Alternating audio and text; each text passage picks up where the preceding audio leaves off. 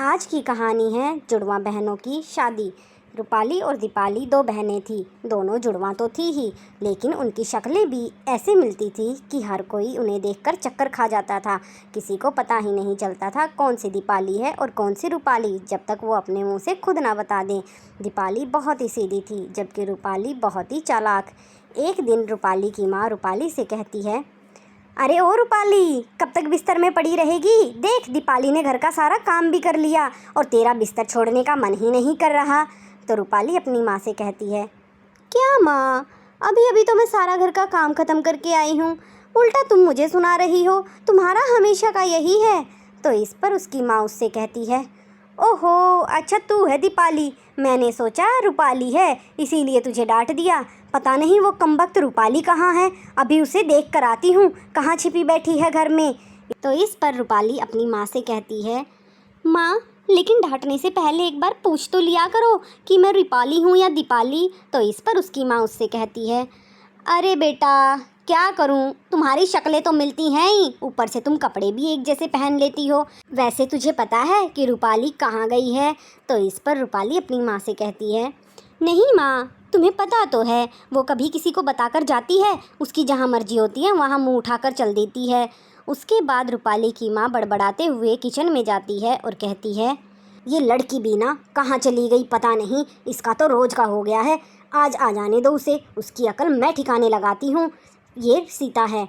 अपने पति के देहांत के बाद दोनों बेटियों की जिम्मेदारी इसी पर आ गई। जब वो रसोई में जाती है तो देखती है दीपाली काम कर रही है, लेकिन रूपाली ने उसे ऐसे बेवकूफ़ बनाया कि वो दीपाली को रूपाली समझ बैठी और वो दीपाली से कहती है, अरे रूपाली, तू यहाँ है? मैं तुझे सारे घर में ढूंढ आई, तू रसोई में आई, तूने मुझे बताया क्यों नहीं? अच्छा, बर्तन धो रही है, धो ले, मैं खाना बनाऊंगी अभी थोड़ी देर में, तू खाना बनाने में मेरी मदद करना। तो दीपाली अपनी माँ से कहती है, ठीक है माँ, मैं बर्तन धोकर आपकी खाना बनाने में मदद करा दूँगी।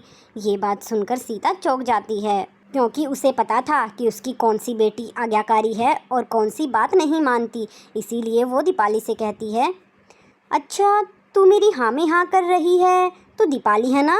तो दीपाली हामी भर देती है। तो इस पर सीता कहती है, इस लड़की ने तो मुझे आज फिर बेवकूफ़ बना दिया, ये लड़की मेरे से पिट के मानेगी। तो दीपाली अपनी माँ से कहती है, माँ, कोई बात नहीं, समझ जाएगी, अभी उस पर जिम्मेदारियाँ नहीं आई हैं, इसीलिए वो ऐसा करती है, बचपना है उसमें। तो इस पर उसकी माँ कहती है, अरे ऐसे कैसे? तू घर के सारे काम करेगी और वो एक भी काम को हाथ नहीं लगाएगी? तो अभी ये बर्तन छोड़, मैं उसको बुला कर लाती हूँ, वो करेगी ये सब। तूने सुबह से उठकर घर का सारा काम कर दिया, बस खाना बनाना और ये बर्तन बचे हैं। उसके बाद सीता रूपाली को बुलाने के लिए उसके कमरे में जाती है तो देखती है रूपाली गायब थी।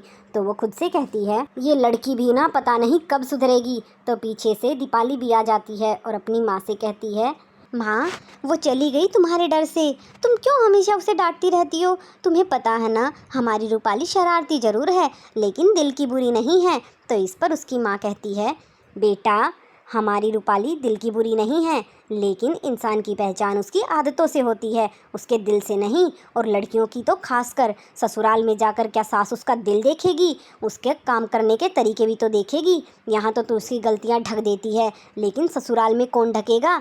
तब रोज़ उल्हाने आएंगे तो वो कौन सुनेगा? वो तो मुझे ही सुनने पड़ेंगे। दीपाली रूपाली को समझाने की बहुत कोशिश करती है, लेकिन रूपाली कहाँ मानने वाली थी।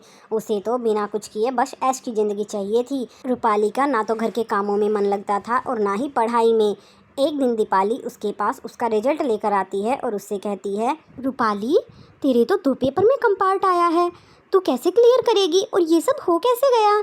तो इस बात पर रूपाली उससे कहती है, दीपाली, ये बात तू मम्मी को मत कहना। तो इस पर रूपाली कहती है, अरे अरे, ये कैसे? मम्मी को कैसे ना कहूँ? तुझे इसका फॉर्म भी तो भरना है और इसके लिए फ़ीस लगेगी, वो कहाँ से लाएगी? मम्मी से ही तो मांगेगी आखिरकार, तो इसलिए मम्मी को तो बताना पड़ेगा। तो इस पर रूपाली कहती है, अरे तू ज़्यादा अपना दिमाग मत चला, मैंने सब सेटिंग कर रखी हैं, फ़ीस के पैसे भी जोड़ रखे हैं और पेपर कैसे क्लियर करना है वो भी मैंने सब कुछ तैयार कर रखा है। तू बस अपना मुंह बंद रखना मम्मी के आगे। दीपाली बहुत सीधी थी, इसीलिए वो अपनी माँ से रूपाली के बारे में कभी कुछ कहती भी नहीं थी, क्योंकि उसे पता था कि उसकी माँ ने कितना संघर्ष करके उन्हें पढ़ाया लिखाया और बड़ा किया है। इसीलिए वो रूपाली की कुछ भी गलत बात बताकर अपनी माँ का दिल दुखाना नहीं चाहती थी। दीपाली समय के साथ समझदार होती गई, लेकिन रूपाली वहीं और भी लापरवाह। वो बस आज में जीती थी, उसे अपने बीते हुए कल और आने वाले कल से कोई मतलब नहीं था। एक दिन रूपाली अपनी माँ से कहती है, माँ मुझे शादी नहीं करनी, आप लड़के वालों को मना कर दीजिए। तो इस पर सीता उससे कहती है, अरे मना कैसे कर सकती हूँ, पहले तुझसे पूछा था और तूने हाँ करी थी, तभी मैंने अगलों को जवाब दिया था। और इतना अच्छा रिश्ता है, रोज़ रोज़ थोड़े ही मिलता है ऐसा रिश्ता, क्या परेशानी है अगर तेरी शादी उस घर में हो जाएगी। तो इस बात पर रूपाली कहती है, माँ पहले मैंने सोचा था आप सिर्फ मेरा रिश्ता कर रहे हैं, मुझे क्या पता था आप दीपाली का रिश्ता भी वहीं कर देंगी। क्या आपको मेरा ही देवर मिला था दीपाली का रिश्ता करने के लिए। तो इस पर उसकी माँ कहती है, अरे मैंने तो सिर्फ तेरा ही रिश्ता किया था, अगलों को दीपाली भी पसंद आ गई तो इसमें बुराई क्या है, अच्छी बात ही है, दोनों बहनें एक ही घर में शादी करके जाओगी। तो इस पर रूपाली कहती है, मैंने तो सोचा था शादी करके सब कुछ बदल जाएगा, मैं अपनी ज़िंदगी अपनी मर्जी से जी सकती हूँ, लेकिन आपने तो उस दीपाली को फिर से मेरे पीछे लगा दिया। तो इस पर सीता कहती है, अरे अच्छी बात ही है, अगर तू कोई गलती करेगी तो तुझे समय समय पर दीपाली समझाती भी रहेगी, तेरी गलतियों को ढकती भी रहेगी। तो इस पर रूपाली कहती है, हाँ हाँ हाँ पता है मुझे, वो मेरी माँ बनेगी, बात बात पर मुझे टोकती रहेगी, जीने भी नहीं देगी वहाँ जैसे यहाँ नहीं जीने देती। दीपाली और रूपाली की शादी ऐसे घर में तय होती है जो पैसे वाले तो थे ही, लेकिन उनमें संस्कार भी अच्छे थे, इसीलिए उसकी माँ उसकी एक नहीं सुनती और दोनों बहनों की शादी उस घर में करा देती है। शादी के बाद जब दोनों बहनें ससुराल में जाती हैं तो दीपाली रूपाली से कहती है, रूपाली देख तू ये साड़ी पहन ले आज की पूजा में, तुझ पर बहुत अच्छी लगेगी। तो इस पर रूपाली कहती है, मुझे ज़्यादा ज्ञान देने की तुझे ज़रूरत नहीं है, मैं तुझसे ज्ञान मांगती भी नहीं हूँ, तू क्यों मेरी माँ बने फिरती है। शादी को हफ्ता हो गया है, मैं इन कपड़ों से परेशान हो गई हूँ, मैंने तो ऑनलाइन अपनी ये ड्रेस मंगा ली है और मैं तो आज की पूजा में यही पहनूंगी। तो इस पर दीपाली कहती है, अरे रूपाली तू ये ड्रेस पहनेगी पूजा में, आज के दिन तो कम से कम तू साड़ी पहन ले। तो इस पर रूपाली कहती है, देख दीपाली मायके में तो हम ट्विंस थे, इसीलिए ना तू बड़ी थी ना मैं बड़ी थी, हम दोनों बराबर थे, लेकिन यहाँ मेरा ओहदा तुझसे बड़ा है, मैं रिश्ते में तेरी बहन के अलावा जेठानी भी लगती हूँ, इसीलिए मुझे ज़्यादा ज्ञान देने की ज़रूरत नहीं है, तू अपने कमरे में जा सकती है, मेरी जो मर्जी होगी मैं वो पहन लूँगी। इतना सुनते ही दीपाली वहाँ से चली जाती है। उसे रूपाली की बातों का बुरा तो बहुत लगा, लेकिन उसका ध्यान वहीं था कि रूपाली पूजा में वो मॉडर्न ड्रेस पहनेगी तो उसका मजाक बनेगा और ससुराल वाले गुस्सा भी होंगे। इसीलिए जब रूपाली अपनी मॉडर्न ड्रेस पहन के बाहर आती है तो दीपाली उसके सामने खीर लेकर पहुँच जाती है और वो जानबूझकर रूपाली के कपड़ों पर खीर गिरा देती है, जिसे देखकर रूपाली बहुत गुस्सा होती है और दीपाली से कहती है, दीपाली मुझे पता है तूने जानबूझकर किया है, मेरी ड्रेस ख़राब क्यों की तूने, तू नहीं चाहती थी ना मैं कि ये पहनकर पूजा में बैठूं। तो दीपाली कहती है, अरे नहीं रूपाली मुझे दिखाई नहीं दिया, मैं नीचे मुँह कर चल रही थी और टक्कर हो गई, मैंने नहीं गिराया। तो रूपाली कहती है, दीपाली ज़्यादा चालाक बनने की कोशिश मत कर, मेरे कपड़े ख़राब कर दिए, अब मैं क्या पहनूंगी।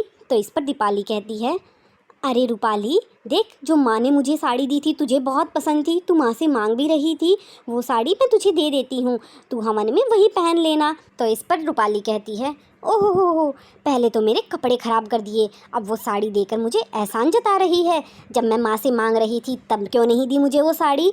और वो इतना कहकर कपड़े बदलने के लिए चली जाती है और उसके पास अब कोई चारा नहीं बचता, उसे साड़ी पहननी ही पड़ती है। दीपाली ने ये जानबूझकर किया था और ऐसे ही वो रूपाली की हर गलती को ढकने की कोशिश भी करती थी। एक दिन रूपाली के परिवार वाले जब खाना खा रहे थे तो उसकी सास रूपाली से कहती है, अरे ओ बहू ये खाने में नमक ज़्यादा क्यों है और आलू की सब्ज़ी में आलू कच्चे हैं, ऐसा क्यों है। तो इस पर दीपाली कहती है, माँ जी माफ़ कर दीजिए, आगे से ऐसा कभी नहीं होगा। जबकि सब्जी रूपाली ने बनाई थी, लेकिन वो जानबूझकर रूपाली का नाम नहीं बताती और अपनी सास से माफ़ी मांग लेती है। सबके खाना खाने के बाद रूपाली दीपाली से कहती है, अरे ओ महारानी क्या ज़रूरत थी महान बनने की, जब सब्जी मैंने बनाई थी तो बताया क्यों नहीं साफ साफ। महान बनने का इतना ही शौक है तो ठीक है, आज के बाद सारा खाना और घर का काम तू ही करना, मैं किसी भी काम को हाथ नहीं लगाऊंगी। ये तो रूपाली का बहाना था, वो तो वैसे भी कोई काम करना ही नहीं चाहती थी। इसके बाद दीपाली के सिर सारा काम आ गया, वो घर का काम भी करती और खाना भी बनाती, और जब क्रेडिट लेने की बारी आती तो रूपाली दीपाली से आगे खड़े मिलती। ऐसे ही समय बीतता है। एक दिन रूपाली की सास उसे आवाज़ देते हुए कहती है, अरे ओ रूपाली बहू, जरा गर्म पानी करके ला दे, मुझे मेरे पैरों की सिकाई करनी है, बड़ा दर्द हो रहा है। तो रूपाली खुद से कहती है, अरे इस बुढ़िया को भी अभी ही काम बताना था, आज तो हमारा पति पत्नी का बाहर घूमने का प्रोग्राम था और ये बुढ़िया मुझे देर करा देगी। लेकिन वो अपनी सास के लिए जल भूनकर पानी गर्म करने चली ही जाती है, और जब वो जल्दबाजी में पानी गर्म करके ला रही थी तो उसका पैर फिसल जाता है और पानी का भगोना उसके हाथ से छूटकर ऊपर आसमान की तरफ उछलता है। तभी ये सब दीपाली देख लेती है और वो रूपाली को उस भगोने के नीचे से हटाने लगती है। तो रूपाली को तो हटा देती है, लेकिन सारा पानी दीपाली के मुँह पर आकर गिर जाता है, जिसके कारण दीपाली जल जाती है। आज दीपाली बिस्तर में थी और रूपाली उसके सामने खड़ी खड़ी पछता रही थी।